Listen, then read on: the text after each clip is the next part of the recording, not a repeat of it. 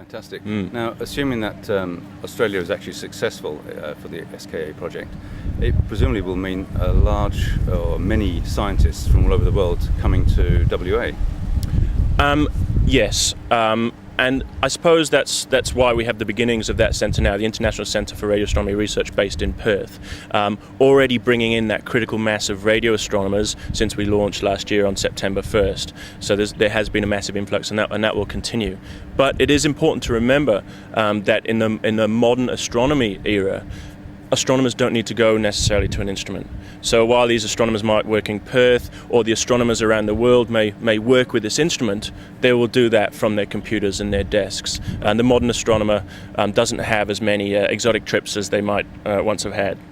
The global financial crunch strikes again. Yeah, and also technology. You know, I mean, traveling takes a lot of time out of things, and you know, astronomers do travel quite a bit. But you know, increasingly these are becoming ICT equipment. They are computer telescopes essentially. So you can take that data from anywhere in the world. That's why you need things like national broadband networks and high-speed internet connections in order to transfer this data. High-performance computing to store and analyze that data is all very, very, very important.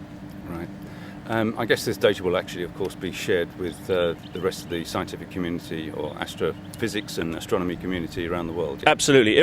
I mean, okay, Southern Africa or Australia may host this project, but obviously they don't own that project. That project is an international endeavour, which means that data will be going to the scientists who've proposed whatever projects are being done on the SKA, and then after a certain amount of time, that data is released to all scientists to work with if they choose.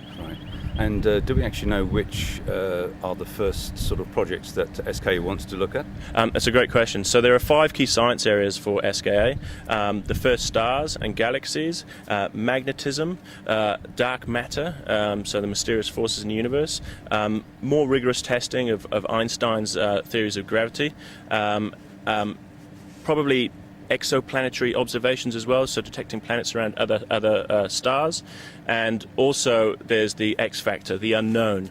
Quite often you don't know what you're going to find until you've looked there, so that will be, you know, a big part of what we expect to get from the SKA is that we don't actually know what it will be, but it definitely has those key science areas that it will be using to set its projects around. Right, that's fantastic. And of course WA also hosts or is certainly a centre for some other global type projects. There's the Gravity Centre that's there. We also have ZADCO, which is the gamma ray burst telescope that we're one leg of an international centre there. Absolutely. What other projects well, are here? up on site, you know, I've mentioned ASCAP, which is being built as well, and potentially the core sites of the SKA will be hosted there. But there's also projects along the side, one called the MWA. I mentioned the dipole earlier. That's part of the Murchison Wide Field Array, which is a huge number of, or the full MWA will be a huge number of dipole antennas spread out in that observatory on the ground, observing those wavelengths. So that's just one project, and there are a few others as well that will be located in this site that we've dedicated to radio astronomy. Those sites are very important, so you take full advantage of them. Okay, so your plans over the next few years are to basically go around publicising and outreaching to the public, in particular WA, I guess. Yep, so my job is exactly that, to promote ICRAR and what it's doing, promote understanding and awareness of radio astronomy, particularly as we move into this era where it will become more important for WA and Australians to actually realise what this project's all about, and to help them understand what the scientists are actually doing.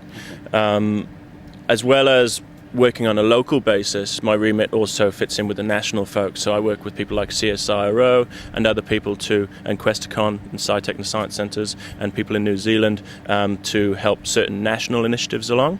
International Year of Astronomy last year was one of those, and I also work internationally with the international SKA outreach people as well. So my remit is really 3-phase: local, national and international. Okay, that's fantastic. Thank you very much. No worries.